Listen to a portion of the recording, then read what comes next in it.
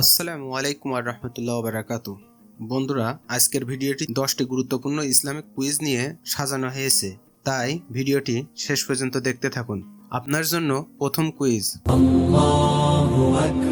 কুরআনে কার প্রসঙ্গে কবরের আযাবের কথা উল্লেখ করা হয়েছে?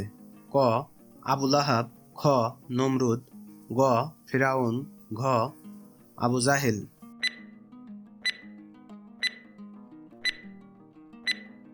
সঠিক উত্তর হবে গ. ফিরাউন। আপনার জন্য দ্বিতীয় কুইজ। ওযুর সময় অঙ্গ প্রত্যঙ্গ 3 বার ধৌত করা কি? ক.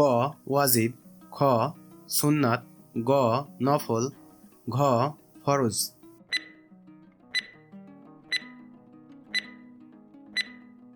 সঠিক উত্তর হবে খ. সুন্নাত। আপনার জন্য তৃতীয় কুইজ। হযরত সুলাইমান আলাইহিস সালাম কত খ্রিস্টাব্দে জেরুজালেমের রাজা হন? ক. 925 খ্রিস্টাব্দে, খ. 927 খ্রিস্টাব্দে, গ. 935 খ্রিস্টাব্দে, ঘ. 937 খ্রিস্টাব্দে।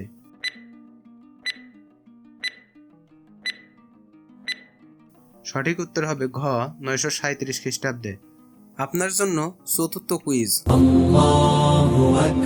হযরত সুলাইমান আলাইহিস সালাম রাজত্বের মেয়াদ কত বছর? ক. 55 বছর, খ. 37 বছর, গ. 28 বছর, ঘ. 65 বছর।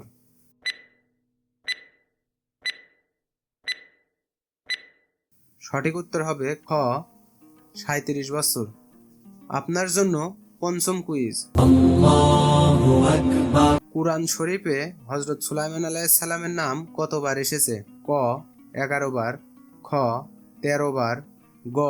16 বার, ঘ. 20 বার।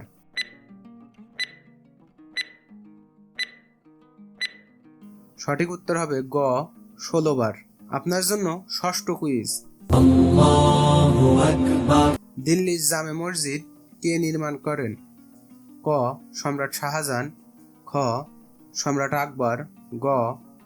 সম্রাট হুমায়ুন, ঘ. সম্রাট বাবর।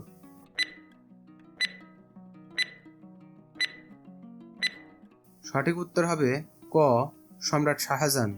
আপনার জন্য সপ্তম কুইজ। দিল্লি জামে মসজিদ কত সালে নির্মাণ করা হয়? ক. 1620 থেকে 1635 সালের মধ্যে, খ. 1650 থেকে 1665 সালের মধ্যে, গ.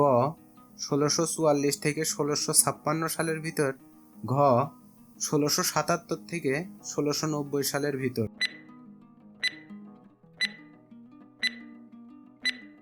সঠিক উত্তর হবে গ.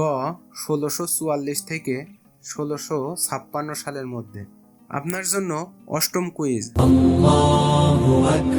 হাদিসের ভাষ্যমতে পবিত্র কুরআনে কোন সূরাকে ধীরে ধীরে তেলাওয়াত করতে বলেছেন রাসূলুল্লাহ সাল্লাল্লাহু আলাইহি সাল্লাম? ক. সূরা ইখলাস, খ. সূরা ফাতিহা, গ. সূরা মুল, ঘ. সূরা ফুরকান।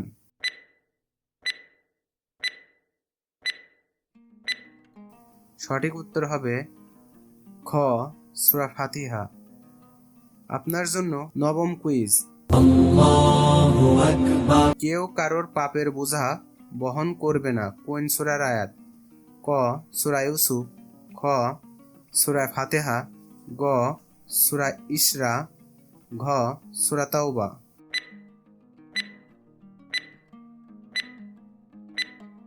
সঠিক উত্তর হবে গ. সূরা ইসরা। আপনার জন্য দশম কুইজ। নারী ও পুরুষ উভয়ে তাদের কৃতকর্মের সমান প্রতিদান পাবে কোন সূরার আয়াত? ক. সূরা মাইদা, খ. সূরা নিসা, গ. সূরা কাসাস, ঘ. সূরা আল ইমরান।